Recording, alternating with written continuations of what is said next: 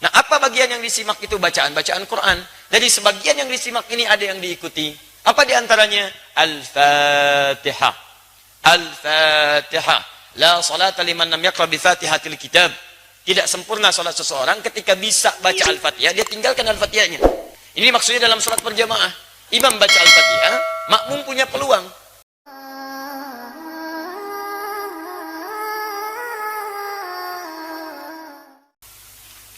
Ustaz, kebetulan nama kita sama. Bukan kebetulan ya. Ya antum diberi nama, saya diberi nama. Sama-sama Adi, cuman belakangnya aja beda. Hehe. Satu mau ngapain tanya? Allahu Akbar. Saya mau tanya Ustaz. Baik Adi. Jika ketika sedang salat, kalau sudah pakai jika, jangan pakai ketika. Sir. Asar dan zuhur, makmum sudah selesai membaca Al-Fatihah, kemudian apakah dia menunggu imam selesai membaca surah, ataukah kita juga membaca surah? Bagaimana kalau surah yang makmum baca berbeda dengan imam?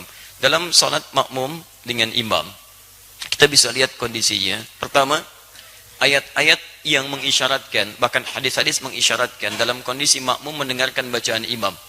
Ya, diantaranya misalnya, wa idza quri'al Qur'anu fastami'u lahu wa ansitu la'allakum turhamun. Jika dibacakan Al-Quran, dibacakan. Jadi ada fokus. Anda memang jadi objek untuk dibacakan Quran.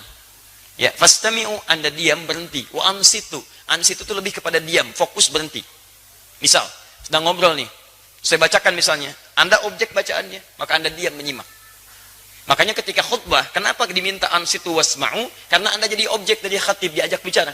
Kan tidak sopan saya ngajak kepada antum bicara dengan yang lain. Bikin forum dalam satu forum.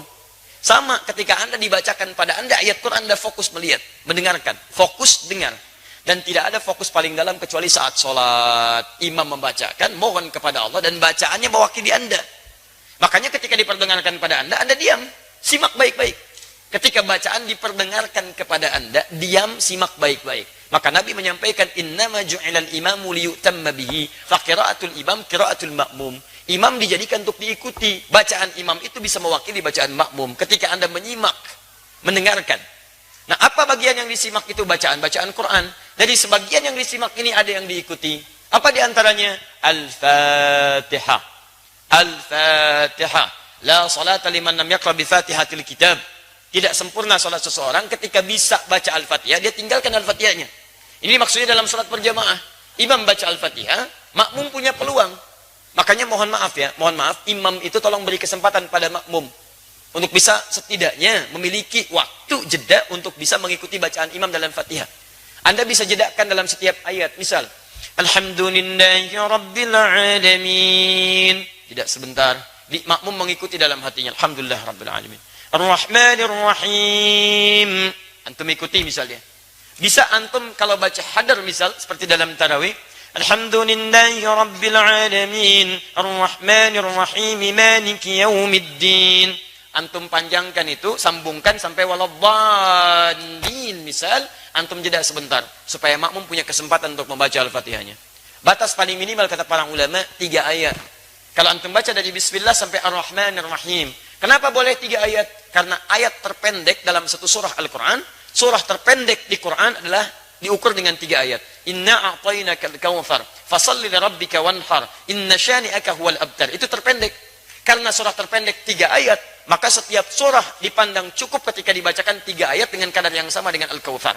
Kalau Anda sudah Ar-Rahmanir Rahim, imam baca surah, Anda diam simak di sini. Dengarkan. Itu yang dimaksudkan. Di Al-Fatihah diikuti, adapun surah setelahnya Anda dengarkan dan simak dengan baik. Paham sampai sini? Baik, jika tidak mampu mengikutinya karena sudah ruku, imam meruku, Anda nggak usah baca Al-Fatihah. Karena imam itu diikuti, imam ruku, Anda ruku. Imam sujud, Anda sujud. Jadi begitu Anda misalnya datang, sholat, misal kita kasih contoh, antum imam. Bismillah. Ini, kiblatnya ke sini mas. Nah, ya. Baik, ruku. Nah, datang ini, masbuk. Bismillah. Baik, lihat baik-baik. Sebentar, pertanyaan saya, kenapa antum masbuk? Hah? Orang lain bisa tepat waktu, antum masbuk, kenapa antum masbuk? Jangan dibiasakan mas, sholat itu penting. Antum dahulukan kepentingan akhirat. Jangan diulangi lagi ya. Yang lain bisa datang tepat waktu, antum masbuk, luar biasa. Siapa nama antum? Mas Faiz, bukan masbuk. Jangan masbuk. Ya, Mas Faiz. Jangan diulang ya. Awas antum. Hati-hati. Cita-cita masuk surga masbuk lagi. Tahan sebentar, antum sedang sholat.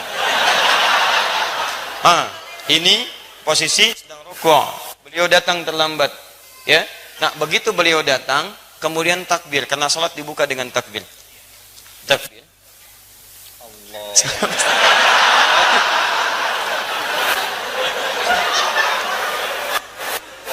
Sabar ya. Kalau dari ruku, i'tidal. Ya. Sami Allahu liman hamidah. Ya, sehat ya. Baik. Maju mas dikit. Antum takbir, setelah antum takbir, antum langsung ruku. Nah, tidak perlu baca Al-Fatihah lagi. Jadi langsung diikuti. Jadi begitu takbir, Allahu Akbar, langsung turun ruku. Paham? Baik. Nah, jadi posisi semacam ini sudah dihitung satu rakaat. Satu rakaat. Satu rakaat itu artinya, ruku itu dari kata rak'ah. Semua ulama sepakat, kalau makmum sudah mendapati rukunya imam, maka dihitung satu rakaat. Karena ruku berasal dari rak'ah. Dan ruku ini sudah bagus, teman-teman, naik sedikit. Nah, segini. Ukur segini ya. Dilurus sampai ke sini, sampai kalaupun disimpan bejana di atasnya, kemudian dituangkan air, itu tidak goyang. Ada airnya mas ya, hati-hati. Ya. Nah, antum boleh duduk. Baik pemirsa, jadi contoh ruku semacam ini, ruku yang bagus. Hati-hati mas ya. Sudah. Terima kasih. Nama siapa? Lukman. Lukman. Baik. Nama antum disebut di Quran surah keberapa? Sudah. Ya. Surah 31. Baik. Insyaallah antum malam ini akan mendapatkan hadiah khusus spesial buat Lukman. Kita akan berikan mushaf khusus dan kita doakan dengan mushaf itu bisa hafal Quran insyaallah ya. Baik. Sudah menikah? Alhamdulillah. Baik.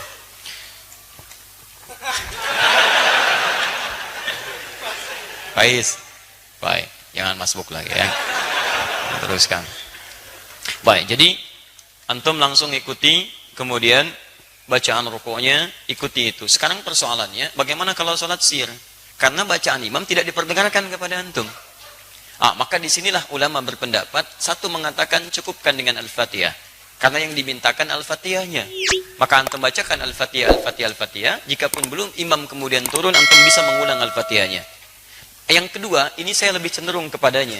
Karena ayat pertama diikat dengan hukum dibacakan, sedangkan sir itu tidak diperdengarkan kepada makmumnya.